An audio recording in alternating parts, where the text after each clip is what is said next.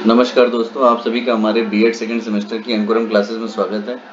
आज हम अपना गणित शिक्षण शास्त्र की मैथ पेडोलॉजी से रिलेटेड क्वेश्चंस की आंसर सीरीज लेके आए हैं। तो ये वस्तुनिष्ठ जो क्वेश्चन की सीरीज हमारी चल रही थी, उसी में हमारे क्वेश्चन आंसर की सीरीज का अगला पार्ट है। तो हमारी जो सीरीज देखना चाहते हैं इससे रिलेटेड मैथ पेडोलॉजी से, वो हमारे जो पहले के 3 वीडियोज़ हैं वो देख सकते हैं। तो उसी के क्रम से हमारी ये जो वीडियो है वो हमने प्रस्तुत करने जा रहे हैं। तो शुरू करते हैं हम आज का अपना ये वीडियो।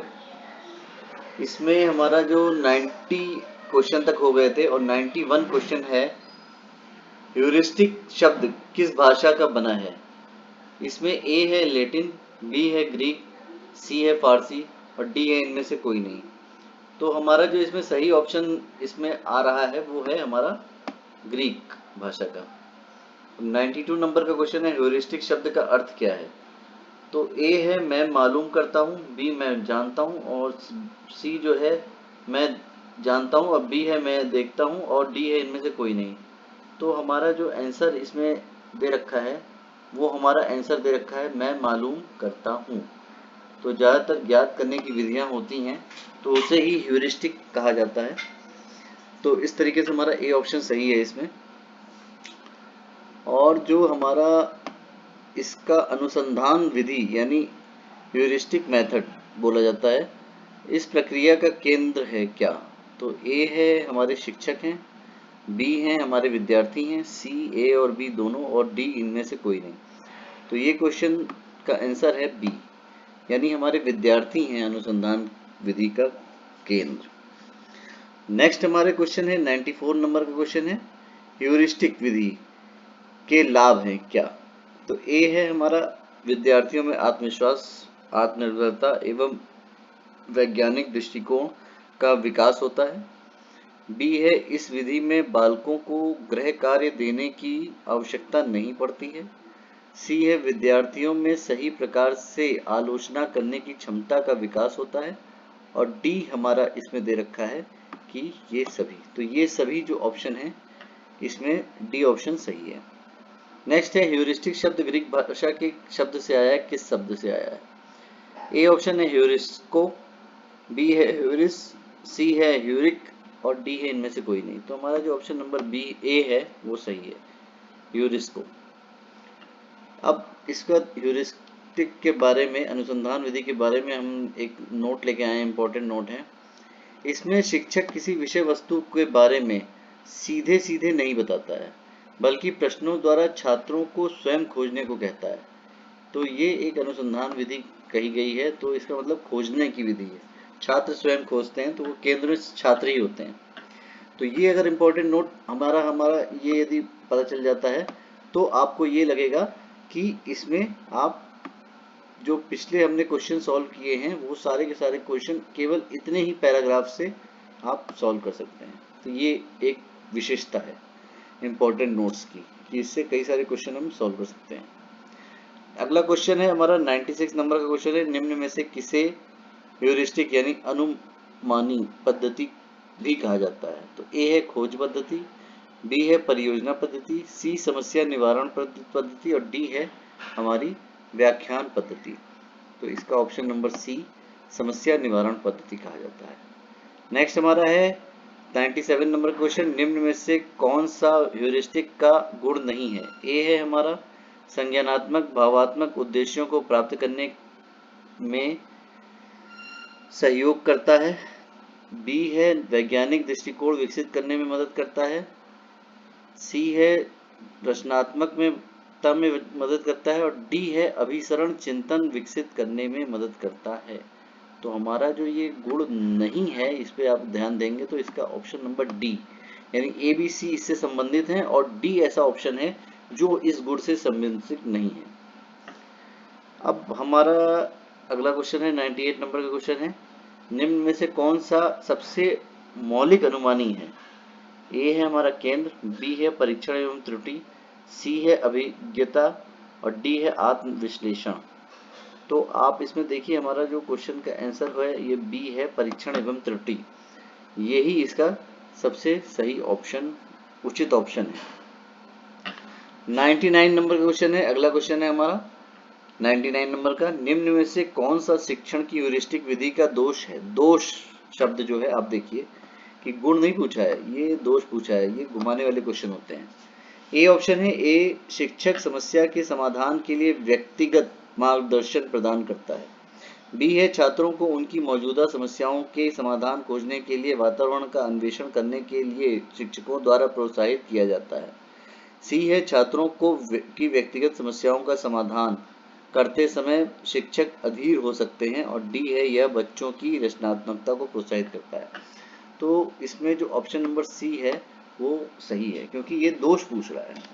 अब मेरा नेक्स्ट क्वेश्चन है, ज्यामिति की समस्याओं को हल करने के लिए किस विधि का प्रयोग अध्यापक को करना चाहिए। तो ए है विश्लेषण विधि, बी है आगमन विधि, सी है निगमन विधि और डी है व्याख्यान विधि। तो इसमें जो ऑप्शन नंबर हमारा ए है विश्लेषण विधि, वो सही ऑप्शन है। अब आप यदि अपने आप को शिक्षक के रूप में यदि प्रस्तुत करना चाहते हैं तो इसको आप अपने व्यवहार में उतार लीजिए, क्योंकि ये अब देखिए इसमें सबसे सही सही विधियां लिखी हुई हैं कि आप यदि ज्यामिति पढ़ाना चाह रहे हैं गणित में तो आप क्या करना चाहेंगे। तो ये आप विश्लेषण विधि करेंगे तो आपके दिमाग में पूरी आ जाएगा कि यदि हमें कोई भी क्वेश्चन सॉल्व करना है तो विश्लेषण विधि का हमें प्रयोग करना है। तो ये ही चीज इसका उद्देश्य है कि हर आदमी जो है उस तरीके को भी जान ले जो तरीका उसको एक्चुअल में प्रैक्टिकली यूज करना है आगे जाके शिक्षक बनने के बाद। अब हमारा जो नेक्स्ट क्वेश्चन है 101 नंबर का क्वेश्चन है, प्रयोजना विधि के जन्मदाता हैं कौन।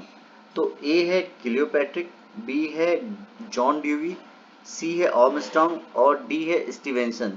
तो हमारा जो ऑप्शन नंबर ए है क्लियोपैट्रिक वो बिल्कुल सही ऑप्शन है, प्रयोजना विधि के यही जन्मदाता है।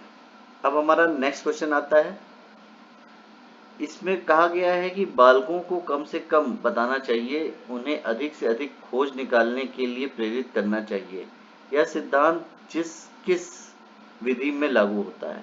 तो ए है निगमन विधि, बी संश्लेषण विधि, हमारा सी व्याख्यान विधि और डी है ह्यूरिस्टिक विधि। तो ह्यूरिस्टिक विधि इसीलिए इंपॉर्टेंट कही जाती है, इससे बहुत सारे क्वेश्चन बन जाते हैं, तो ह्यूरिस्टिक विधि ही है इसका आंसर। नेक्स्ट हमारा क्वेश्चन है 102 नंबर का क्वेश्चन है, गणित शिक्षण में मौखिक कार्य का सर्वाधिक लाभ है। ऑप्शन पढ़ता हूँ, ए है इसका मूल्यांकन कार्य आसान होता है, बी है मानसिक विकास में सहायक है, सी है इसमें अभ्यास पुस्तिका की बचत होती है और डी है यह छात्रों की झिझक को दूर करता है। तो इसका जो सही ऑप्शन हमारा दे रखा है ए ऑप्शन है, इसका मूल्यांकन कार्य आसान होता है। इस तरीके से हमने 102 क्वेश्चन हल किए। अब 103 नेक्स्ट क्वेश्चन है, 103 नंबर का क्वेश्चन है, विभिन्न संकेतों का ज्ञान होता है क्या। ए है अंकगणित के शिक्षण में होता है, बी है रेखागणित के शिक्षण में होता है, सी बीजगणित के शिक्षण में होता है और डी त्रिकोणमिति के शिक्षण में होता है। तो इसमें जो हमारा विभिन्न संकेत आते हैं वो सी आते हैं, बीजगणित में आते हैं। अब हमारा नेक्स्ट क्वेश्चन चलता है 104 नंबर का क्वेश्चन है, निम्न में से कौन सी विधि तर्क प्रधान विधि है। ए है संश्लेषण विधि, बी विश्लेषण विधि, सी व्याख्यान विधि और डी खोज विधि। इस तरीके से हमारा जो आंसर इसमें हमने चुना है वो बी है, विश्लेषण विधि में। अब हमारा क्वेश्चन नेक्स्ट है 105 नंबर का क्वेश्चन, एक अध्यापक छात्रों को दो वस्तुओं में तुलना करना अंतर करना सिखाता है, तुलनात्मक अध्ययन अंतर करना सिखाता है। अध्यापक छात्रों में किस शैक्षिक उद्देश्य को विकसित करना चाहता है। ऑप्शन देखते हैं, ए है अवरोध, बी है ज्ञानात्मक, सी है कौशलात्मक और डी है ज्ञानोप्रयोग। तो इसमें जो हमारा जो सबसे सही ऑप्शन नंबर ए है वो ही इसका सही ऑप्शन है। नेक्स्ट हमारा क्वेश्चन है 106 नंबर का क्वेश्चन है, शिक्षण प्रक्रिया का आखिरी चरण होता है क्या। ए है मूल्यांकन, बी है प्रस्तावना, सी है अनुद्देशवाद और डी उद्देश्य। तो हमारा जो सबसे सही ऑप्शन ए है मूल्यांकन, आखिरी चरण। 107 नंबर नेक्स्ट क्वेश्चन है, इसमें प्रयोजना विधि में कितने मुख्य सोपान होते हैं ये पूछा गया है। तो ए है 4, बी है 3, सी है 8 और डी है 6। तो इसमें आप याद कर लीजिए, एक महत्वपूर्ण क्वेश्चन है ये, 6 सोपान होते हैं। ठीक है। नेक्स्ट क्वेश्चन हमारा 108 नंबर क्वेश्चन है, किसने कहा एक परियोजना एक सामाजिक वातावरण में एक संपूर्ण उद्देश्यपूर्ण गतिविधि है। ए है E.L. थॉर्नडाइक, बी है डॉक्टर विलियम हेड क्लियोपैट्रिक, सी है बर्नार्ड और डी स्टीवेंसन। तो हमारा इसका जो सही ऑप्शन है हमारा डॉक्टर विलियम हेड क्लियोपैट्रिक, ये सही ऑप्शन है।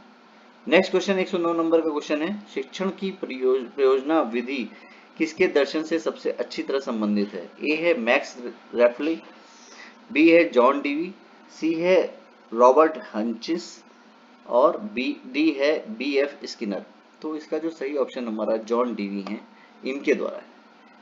लास्ट क्वेश्चन है हमारा इस वीडियो का 110 नंबर का क्वेश्चन है, प्रोजेक्ट मेथड प्रयोजना विधि से संबंधित कौन सा कथन सही है, सत्य है? ए है अनुभव द्वारा अधिगम, बी है एक सुविधादाता के रूप में शिक्षक, सी है समस्या समाधान और डी है उपरोक्त सभी। इसमें हमारा जो ऑप्शन नंबर डी आता है उपरोक्त सभी, ये सही है। इस तरीके से हमने अपने आज की जो क्वेश्चन आंसर सीरीज गणित वाली पूरी की है। अब हमारा ये वीडियो यदि आपको अच्छा लगे तो इस चैनल को सब्सक्राइब करें, बेल आइकन को क्लिक करें, वीडियो को लाइक करें, शेयर करें, कमेंट करें, ताकि ये ज़्यादा से ज़्यादा लोगों तक पहुंच सके और उनका भी मार्गदर्शन हो सके और हमारा जो ये वीडियो बनाने का उद्देश्य है वो पूर्ण हो सके। तब तक के लिए आपका बहुत बहुत धन्यवाद। आपका दिन मंगलमय हो। नमस्कार।